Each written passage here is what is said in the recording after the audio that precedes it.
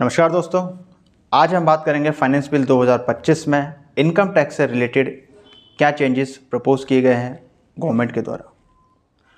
सबसे पहले ये जो बजट है ये 1 अप्रैल 2025 से 31 मार्च 2026 तक आप जो इनकम अर्न करेंगे उसके लिए एप्लीकेबल है, जिसकी ITR आप नेक्स्ट फाइनेंशियल ईयर यानी 31 जुलाई 2026 से पहले ITR फाइल करेंगे। अभी इस साल जो आप ITR फाइल करेंगे 31 जुलाई 2025 से पहले, वो आप अपनी 1/4/2024 से 31 मार्च 2025 तक की इनकम पे फाइल करेंगे। उसके लिए जो आपकी पुरानी टैक्स जो न्यू टैक्स रिजीम में ओल्ड स्लैब है वही एप्लीकेबल होगा।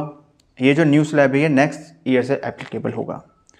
न्यू स्लैब गवर्नमेंट ने क्या प्रपोज किया है, जैसा कि गवर्नमेंट ने बोला 12 लाख तक की इनकम पे कोई टैक्स नहीं है।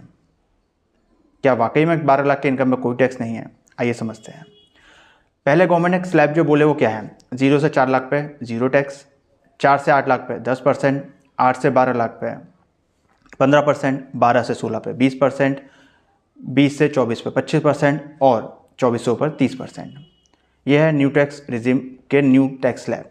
न्यू टैक्स रिजीम में ही जो लास्ट ईयर यानी फाइनेंशियल ईयर 24-25 का जो स्लैब है वो क्या है, 0 से 3 लाख कोई टैक्स नहीं यानी 0 टैक्स, 3 से 7 लाख 5%, 7 से 10 10%, 10 से 12 15%, 15 से ऊपर 30%, यानी 12 से 15 में 20% और फिर 15 के ऊपर सीधा 30%। कोई 25% का विंडो इसमें नहीं था, तो ये 25% का एक रेट इंट्रोड्यूस किया गया है और स्लैब की जो दायरा था उसको बढ़ा के इंक्रीज़ किया गया है। नाउ अब गवर्नमेंट ने जो 12 लाख वाली अनाउंस की है कि 12 लाख तक कोई इनकम पे टैक्स नहीं है, ये बेसिकली नॉर्मल इनकम पे कोई टैक्स नहीं है। तो आपने 12 लाख तक की जो भी नॉर्मल इनकम कमाई, नॉर्मल इनकम होती है बेसिकली सैलरी की इनकम या आपकी जो बिज़नेस की इनकम है, हाउस प्रॉपर्टी और अदर सोर्स की जो इनकम है नॉर्मल में आती है। आपकी जो कैपिटल गेन इनकम होती है, कैपिटल गेन इनकम लाइक जो आप शेयर में ट्रेडिंग करते हैं, शेयर का खरीदने बेचने में प्रॉफिट कमाते हैं, आपने कोई प्रॉपर्टी बेची उस पर आपको प्रॉफिट हुआ, आपने कोई ज्वेलरी बेची उस पर आपको कोई प्रॉफिट हुआ, इन सब के ऊपर ये सब कैपिटल गेन के अंदर कवर होती हैं और ये स्पेशल इनकम के तहत ट्रीट की जाती हैं। इन पर नॉर्मल इनकम का जो स्लैब रेट है वो एप्लीकेबल नहीं होता। तो यानी इसके ऊपर जो रेट है 10%, 15% या 20% डिपेंडिंग ऑन लॉन्ग टर्म है या शॉर्ट टर्म है, उसके अकॉर्डिंगली टैक्स फ्लैट रेट से चार्ज होता है। ये नॉर्मल इनकम स्लैब में कंसीडर नहीं होता। इसके ऊपर गवर्नमेंट ने कोई रिबेट अलाउ नहीं किया गया है। ये 12 लाख के अंदर इसको कवर नहीं किया है। ये स्पेशल इनकम है, यानी 12 लाख तक की इनकम नॉर्मल इनकम। तो बेसिकली आप जब भी समझें 12 लाख की इनकम तो नॉर्मल इनकम ध्यान में रखें कि नॉर्मल इनकम के ऊपर वो रिबेट दी गई है, स्पेशल इनकम पे कोई रिबेट नहीं है। हो सकता है नेक्स्ट ईयर आपकी इनकम भले ही 12 लाख से नीचे है, लेकिन फिर भी आपके CA आपके कंसल्टेंट आपको बोलें कि आपका टैक्स बन रहा है, तो आप कंफ्यूज मत होइएगा। ये बात आपको पता होनी चाहिए कि आपने इसका मतलब कोई ना कोई कैपिटल गेन की इनकम है, कोई ना कोई ऐसी इनकम है जिस पर स्पेशल रेट का टैक्स एप्लीकेबल हो रहा है और जिसकी वजह से आपका टैक्स बन रहा है। दूसरी चीज़ जो बेनिफिट अनाउंस किया गया इस रिबेट के अलावा, तो डेफिनेटली मिडिल क्लास के लिए अच्छा है। आपको इस न्यू में टैक्स बेनिफिट ज़रूर होगा, एटलीस्ट नॉर्मल इनकम पे होगा, पर फ़ायदा ज़रूर है। तो बेसिकली जो बेसिक एग्जम्पशन लिमिट है वो 4 लाख ही है। 12 लाख क्रॉस करते ही जो 4 लाख और 12 लाख के बीच में इनकम आपने अर्न की है उस पर भी आपको टैक्स देना होगा। सिर्फ 12 लाख तक की इनकम पे कोई टैक्स आपका नहीं बनेगा अगर सिर्फ आपकी नॉर्मल इनकम है। तो अगर आप सैलरीड पर्सन है तो 75,000 का एडिशनल बेनिफिट और है। जो स्टैंडर्ड डिडक्शन आपकी, हालांकि लास्ट ईयर 24-25 में भी 75,000 को स्टैंडर्ड डिडक्शन दी गई थी, पहले 50 थी फिर उसको 75 किया गया। वो 75,000 की स्टैंडर्ड डिडक्शन अभी भी आपको मिलेगी। तो यानी सैलरीड है तो 12,75,000 तक की इनकम, नॉर्मल इनकम पे आपका कोई टैक्स नहीं बनेगा। बट अगर डेफिनेटली स्पेशल इनकम है तो उसके ऊपर टैक्स आपको देना होगा। तो अल्टीमेटली ये जो गवर्नमेंट कहती है कि 12 लाख है, ये 12 लाख एग्जाम्पशन लिमिट नहीं है। एग्जाम्पशन लिमिट का मतलब होता है जो छूट सबके लिए लागू है। तो वो होती है जो पहली स्लैब होती है 0 से 4 लाख वाली, जो यानी अप टू 4 लाख किसी को कोई टैक्स नहीं देना, चाहे किसी की इनकम कम हो ज़्यादा हो, वहाँ तक टैक्स 0 है। तो ये बेसिकली रिबेट होती है। जैसे 4 से 8 लाख, 4 लाख की इनकम पे 5% आप निकालते हैं 20,000 रुपये, 8 से 12 10% यानी 40,000 रुपये, टोटल हुआ 60,000। तो ये 60,000 की रिबेट आपको गवर्नमेंट दे रही है, लेकिन जैसे आप 12 लाख क्रॉस करते हो ये रिबेट आपकी 0 हो जाती है और उससे ऊपर की इनकम पे फिर आपका टैक्स लग जाता है। तो यानी फिर सारी इनकम पे आपका 4 लाख से ऊपर जो भी इनकम होती है उन सब पे टैक्स लगेगा अगर आपकी इनकम 12 लाख क्रॉस करती है तो। दूसरा चेंजेस प्रपोज किया गया है ITR-U के रिगार्डिंग। ITR-U मतलब अपडेटेड रिटर्न।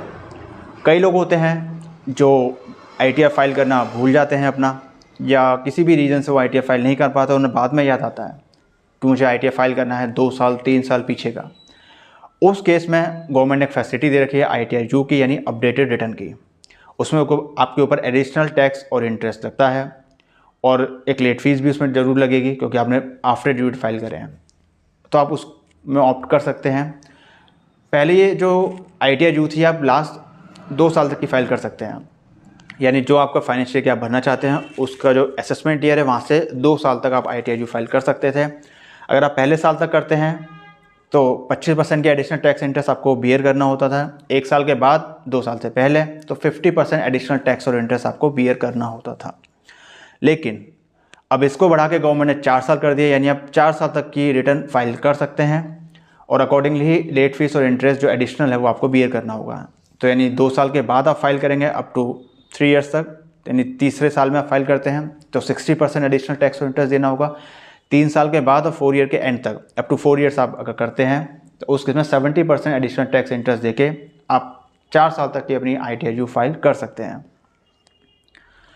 तीसरा चेंजेस किया गया स्टार्टअप्स के लिए।